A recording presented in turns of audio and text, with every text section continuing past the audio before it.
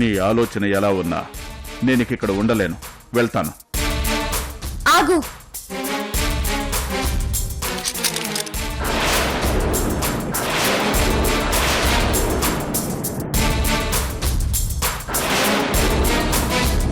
నీ కాళ్లలో స్ట్రెంగ్త్ కంటే ఈ గన్లో బుల్లెట్ కి స్పీడ్ చాలా ఎక్కువ.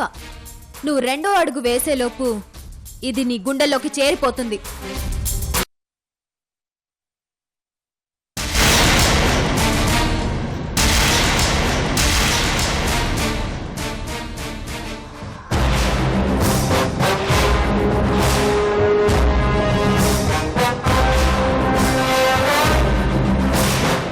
నాన్నా, మీరా?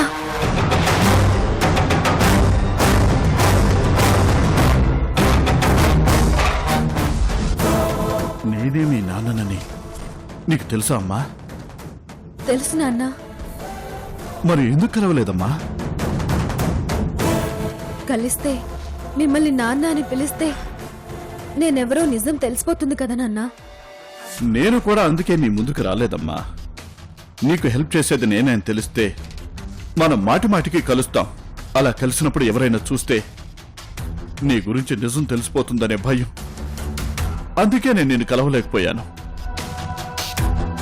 నాన్న, నువ్వు ఆ రోజీనే నందిని అని ప్రేమగా పిలుస్తుంటే నీకు నేనెవరో నిజం తెలియదనుకున్నాను. ఆ ఆస్తి నాదవ్వాలంటే అలా తెలియకపోవడమే మంచిదనుకున్నాను. కూతురికి తండ్రి పోలెక్కాక వేరే వస్తుందా? నువ్వు కూడా నాలాగే ఆలోచించావు. నేను నీ తండ్రి అని తెలిస్తే ఇన్ని కోట్ల ఆస్తి నా కూతురికి ఎక్కడ దూరం అయిపోతుందో అని ఆలోచించే నేను నీకు దూరంగా ఉన్నానమ్మా. నాన్నా, చాలా థ్యాంక్స్ నాన్నా. దేనికి నందిని? ఆ డిఎన్ఏ టెస్ట్ నాకు అనుకూలంగా వచ్చేలా చేసినందుకు. అదే గాని రాంగ్ అని రిపోర్ట్స్ వచ్చుంటే నేను చాలా చిక్కులో పడేదాన్ని. నందినిలా మళ్ళీ అమెరికాకి వెళ్ళిపోయి ఉండేదాన్ని. అదొక్కటే కాదమ్మా, నా కూతురి సుఖం కోసం నేను ఏమైనా చేస్తాను. తలలో మార్చమన్నా మారుస్తాను. కానీ నా కూతుర్ని మాత్రం ఆ బంగ్లాకి, కోట్ల ఆస్తికి మాత్రం దూరం కానివ్వను. లేదు నాన్న, దూరం అవ్వదు. ఇప్పటి వరకు నేనొక్కదాన్నే, ఇప్పుడు నువ్వు కూడా తోడయ్యావు. ఇంకా చూడు, మనిద్దరం కలిసి అందర్నీ ఒక ఆట ఆడుకోవచ్చు. వద్దమ్మా, మనిద్దరం కలిసి ఏ పని చేయకూడదు. మనిద్దరం ఒకే గూటి పక్షులమనేది ఎవరికి తెలియకూడదు. కనీసం ఆ అనుమానం కూడా ఎవరికి రాకూడదు. వచ్చింది నాన్న, ఆ లోకికి అనుమానం వచ్చింది. లోకికి అనుమానం వచ్చిందనే కదమ్మా నేను నీకు ఫోన్ చేసి అలర్ట్ చేస్తున్నాను. అప్పుడు కాదు నాన్న, ఇప్పుడు నీ దగ్గరకు వస్తుంటే కూడా అనుమానంతో నాతో పాటు కారులో వచ్చాడు. మరి నువ్వు వచ్చి నన్నెందుకు కలిసావమ్మా? ఏం పర్లేదు నాన్న, తనేదో పని మీద దారిలోని దిగిపోయాడు. కానీ పోలీసు వాళ్ళని నమ్మడానికి లేదు నందిని. వాళ్ళు బాగా మోసం చేయగలుగుతారు.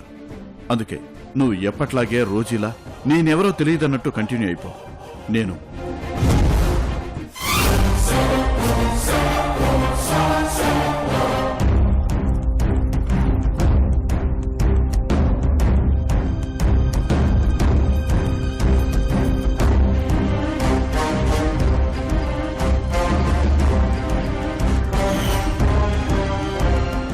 ఇంకా ఇక్కడ ఎప్పటికీ నేనే రోజీ.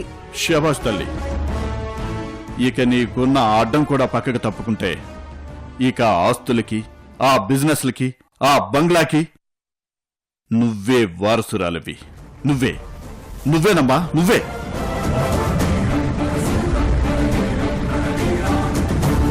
కానీ అదంతా నీ పేరు మీదకి మారేంత వరకు నువ్వు కొంచెం జాగ్రత్తగా ఉండాలి.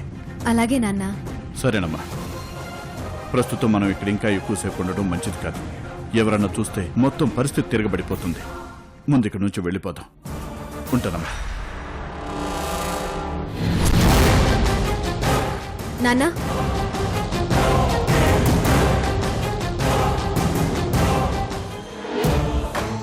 ఏంటి నందిని? అది చెప్పాలని పిలిచానన్నా. నువ్వు నన్ను పర్సనల్గా కలిసినా, 10 మందిలో కలిసినా, ఆఖరికి ఫోన్లో అయినా సరే నన్ను నా పేరుతోనే పిలవాలి. అదేంటమ్మా? నా పేరు రోజీ, నందిని కాదు నాన్న. అలాగనే. సారీ అమ్మా. రోజే అలాగే పిలుస్తానమ్మా. గుడ్. బాయ్ నాన్న. బాయ్ అమ్మా.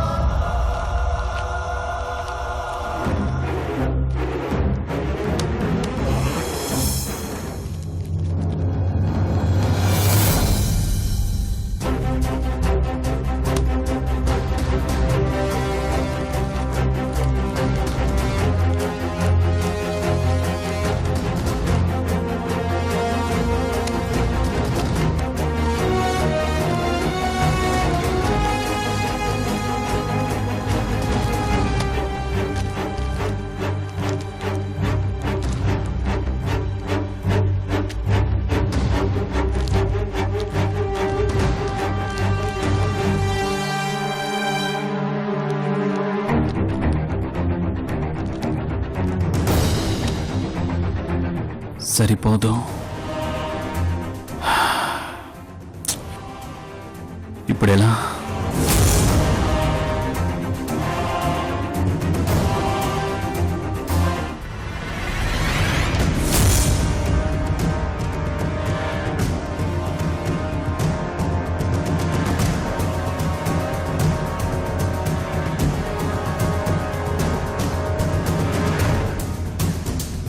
అమ్మా అమ్మా నాన్న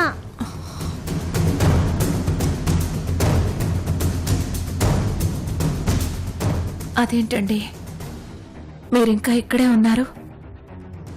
రేపు మధ్యాహ్నం కల్లా మీరు ఆ ఊళ్ళో ఉండాలి. టెండర్ కోట్ చేయాలి. త్వరగా బయలుదేరండి. లేదు సంధ్య, నేను వెళ్ళట్లేదు. అదేంటండి?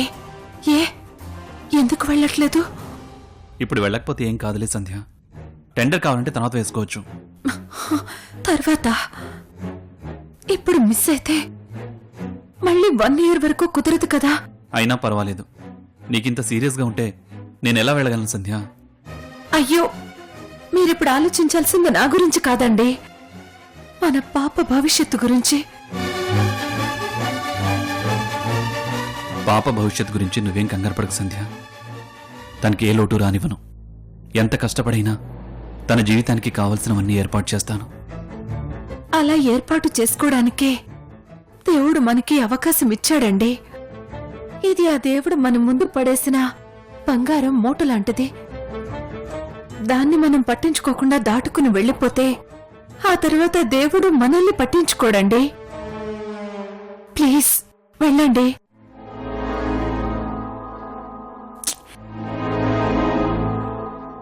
చూడండి, నా ఆరోగ్యం రేపటికల్లా బాగైపోతుంది. కానీ మన పాప భవిష్యత్తు బాగుండాలంటే రేపొక్క రోజే టైం ఉంది. మీరెన్ని రోజులు ఈ రోజు గురించి కష్టపడ్డారు.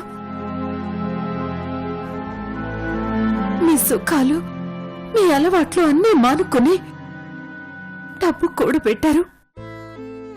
మీలా మీ కూతురు కష్టపడకూడదని తపన పడ్డారు. మరి ఇప్పుడెందుకండి ఎలా నా గురించి డేలా పడిపోతున్నారు?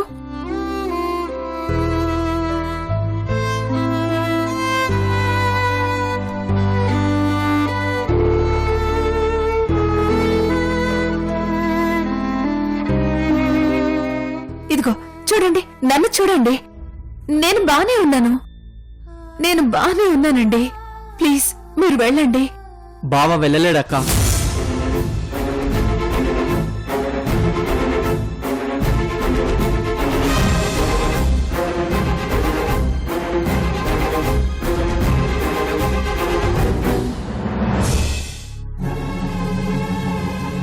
నీ బాధ చూస్తూ తను ఎందుకు వెళ్ళలేకపోతున్నాడో నీకు చెప్పలేకపోతున్నాడక్క. ఏంటండి, ఏమైంది? వాడేమంటున్నాడు? ఏం లేదులే సంధ్య, నువ్వు రెస్ట్ తీసుకో. అదేం కాదు అక్క ముందు చెప్పండి. అబ్బా ఏం లేదులే సంధ్య. అక్క,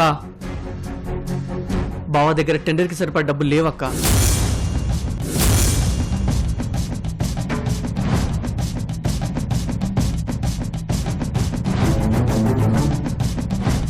ఆ విషయం నీకు చెప్తే నువ్వు కంగారు పడి నీ ఆరోగ్యం ఇంకా పాడు చేసుకుంటావని చెప్పట్లేదు బావా. ఏమండి వాడు చెప్పేది నిజమా?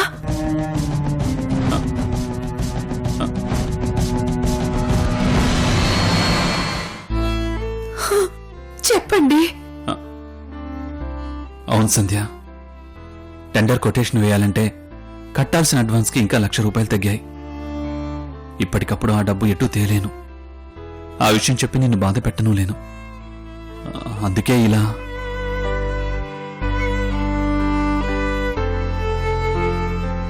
ఐఎమ్ సారీ సంధ్య, నేను ఇంతకన్నా ఏం చేయలేకపోయాను సంధ్య. నాకు తెలుసు సంధ్య, మనకి ఇదొక గోల్డెన్ ఆపర్చునిటీ అని తెలుసు. కానీ ఇంతకన్నా నేనేం చేయలేకపోయాను.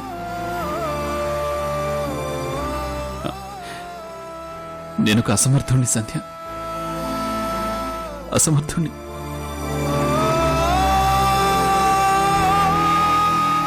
ఐఎమ్ సారీ సంధ్య. ఏమండి ఇటు చూడండి. మీరు చేయాల్సిన దానికంటే చాలా ఎక్కువే చేశారు. ఇప్పుడు నేను మీకు చేయూతనివ్వాలి. ఇస్తాను. సంధ్య, సంధ్య ఎక్కడికి?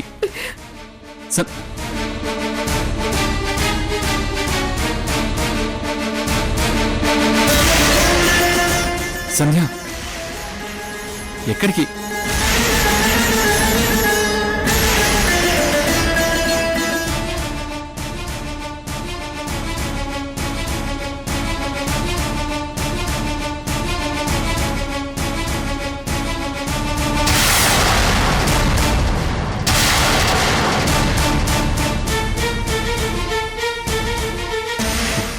సంధ్య ఏం చేస్తున్నావు?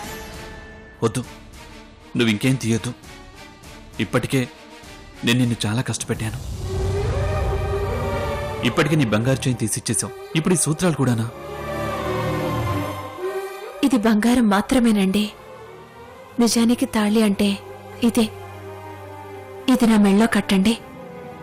వద్దు సంధ్య, ప్లీజ్ నా మాట విను.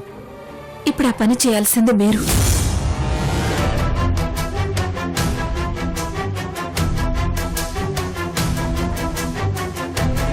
కట్టండి. ఏ దేవుడి రాసేనని ఆకాశమేఘాలన్నీ అడిగేనంట. నీలిమబ్బు కొండల్లోన నీలాల కన్నుల్లోన ఎర్ర పొద్దే గుండె పగిలి ఎచ్చేనంట.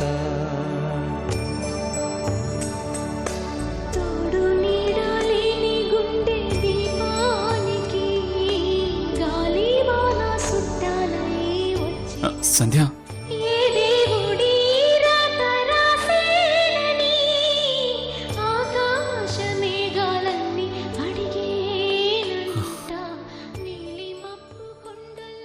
ఇదిగోండి, త్వరగా వెళ్ళి ఇవి ఆ మార్వాడి వాడికి ఇచ్చేసి మళ్ళీ తీసుకుని చెప్పండి. మాక్సిమం ఎంత వస్తుందో అంతా ఇచ్చేయమనండి. సంధ్య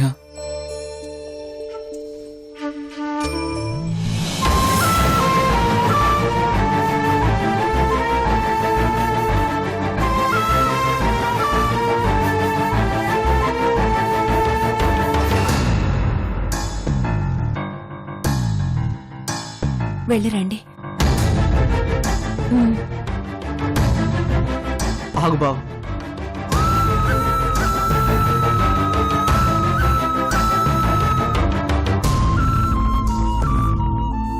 ఇది కూడా మార్వాడికి ఇచ్చే బావా, మళ్ళీ తీసుకుని చెప్పు. విజయ్,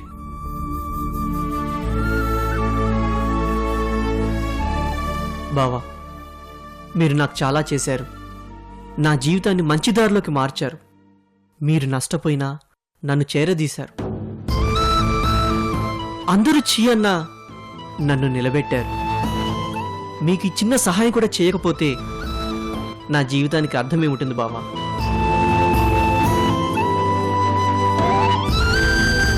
విజయ్, వెళ్ళిరా బావా, అక్కకి ఏమీ కాదు, నేనున్నాను. అక్కని పాపని నేను చూసుకుంటాను. నువ్వు వెళ్ళి సక్సెస్ఫుల్గా పని పూర్తి చేసుకుని రా బావా.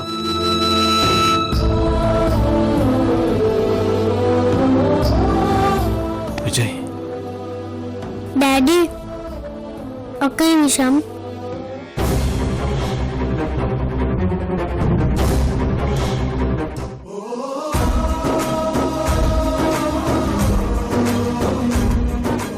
డాడీ నాకు ఇండి బ్యాంక్లో బోలెడు డబ్బులు ఉన్నాయి.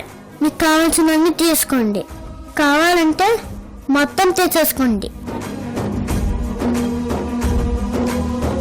నా చాక్లెట్స్ కొనుక్కోవడానికి కూడా ఏం అక్కర్లేదు, మొత్తం తీసేసుకోండి.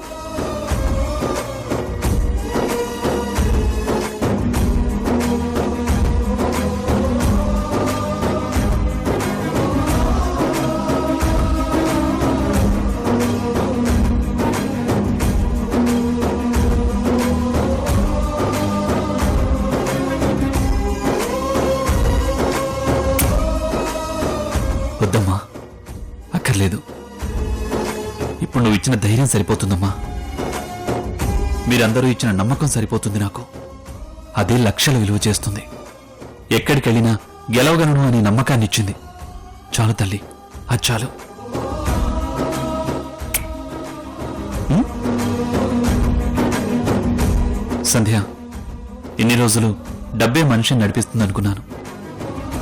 డబ్బే మనిషికి బలం అనుకున్నాను. కానీ ఇప్పుడు మనిషిని ప్రేమ ఎంత బలవంతుడిగా మారుస్తుందో నాకు తెలుస్తోంది సంధ్య. లైఫ్లో ఫస్ట్ టైం నా మీద నాకు చాలా కాన్ఫిడెంట్గా అనిపిస్తోంది సంధ్య. వస్తాను.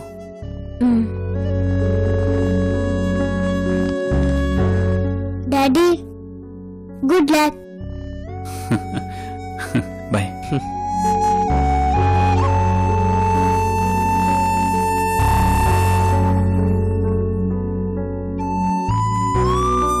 విజయ్, సంధ్య పాప జాగ్రత్త. నేను చూసుకుంటాను బావా, మీరు వెళ్ళరండి. బాయ్. Bye daddy.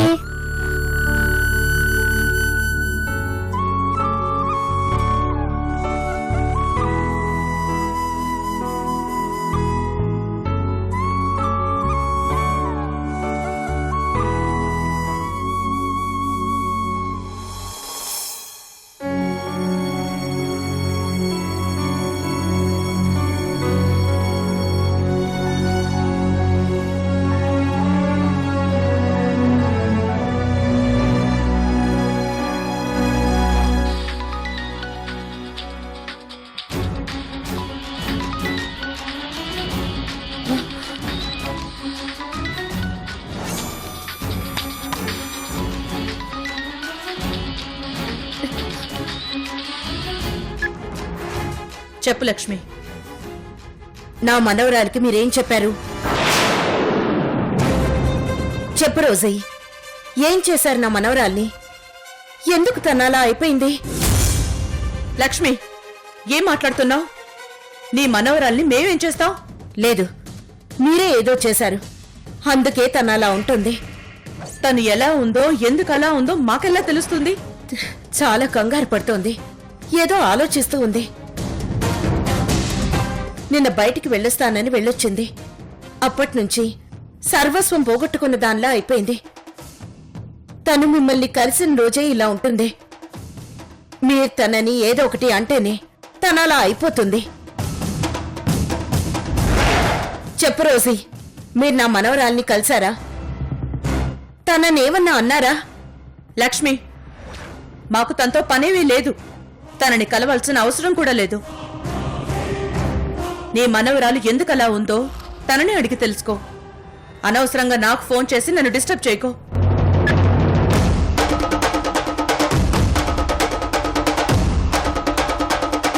ప్రాబ్లమే రోజీ, నందిని గురించి లక్ష్మికి డౌట్ వచ్చింది.